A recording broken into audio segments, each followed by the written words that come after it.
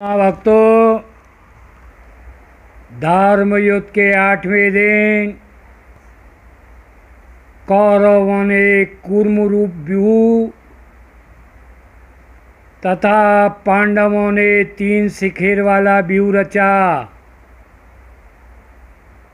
आज 8वें दिन के युद्ध के समारंभ में भीम की गदा के प्रहार से धृतराष्ट्र के 8 पुत्र दिगंबत हो चुके हैं। कौरव सेना में भगदड़ मच गई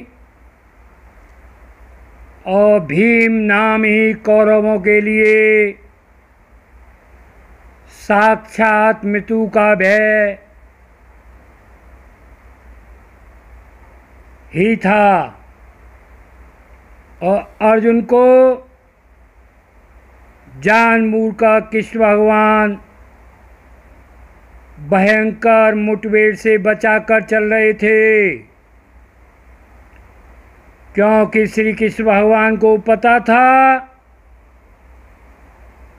भीष्म, कर्ण और जयद्रथ आज जैसे महायोद्धाओं का संहार केवल अर्जुन ही कर सकता है। इसलिए भगवान अर्जुन की ऊर्जा को सुरक्षित रखते थे। और उधर दुर्योधन बड़ा ही दुखी हुआ। उसने राक्षस अलम्बुस को रावण के साथ भिड़ा दिया। कौरव पांडव वीर अपनी शत्रुताओं को भूलकर मंडलाकार हो गए और युद्ध को देखने लगे। अंत में रावण मारा गया। उसकी मृत्यु से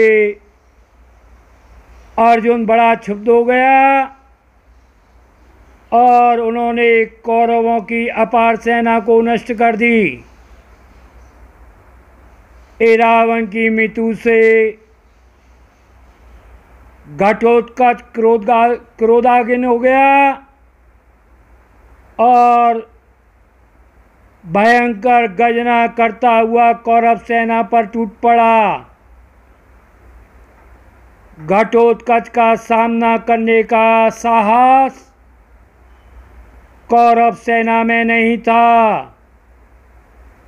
अंत में दुर्योधन को स्वयं आना पड़ा और घटोत्कच बड़े मायावी थे। वह तंत्र जनित माया के कारण दिन को रात्रि और रात्रि को दिन में परिवर्तित कर देते थे। वह आसमान को मेघ संकुल और उससे रक्त मांस अग्नि की वर्षा करने में सिद्ध था। घटोत्कच ने मंत्राभिषिक्त शक्ति चला दी। दुर्योधन के मित्र बंगराज ने संकट में घिरा देखकर अपने हाथी को दुर्योधन के आगे कर दिया। घटना देखकर दुर्योधन के मन में भय व्याप्त हो गया। तब भीष्म की आज्ञा से भगदत्त दुर्योधन की सहायता के लिए आता है और भगदत्त घटोत्कच को हराकर युधिष्ठिर व अंत पांडवों को पीछे धकेल देता है। उसी वक्त भीम धृतराष्ट्र के 9 पुत्रों का और वध कर देते हैं। इस प्रकार युद्ध होते दोपहर हो गई और शिखंडी भीष्म के सामने युद्ध में रथ थे। उसकी रक्षा द्रुपद, विराट और धृष्टद्युम्न कर रहे थे। भीष्म जी ने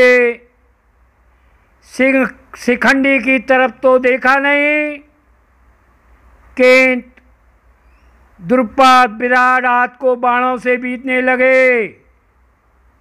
फिर उनकी रक्षा के लिए सात्यकी, युधिष्ठिर दौड़े हुए आ गए, किंतु सभी मिलकर भी भीष्म की गति को नहीं रोक सके और भीष्म ने पांडवों की असंख्य सेना का संहार कर दिया।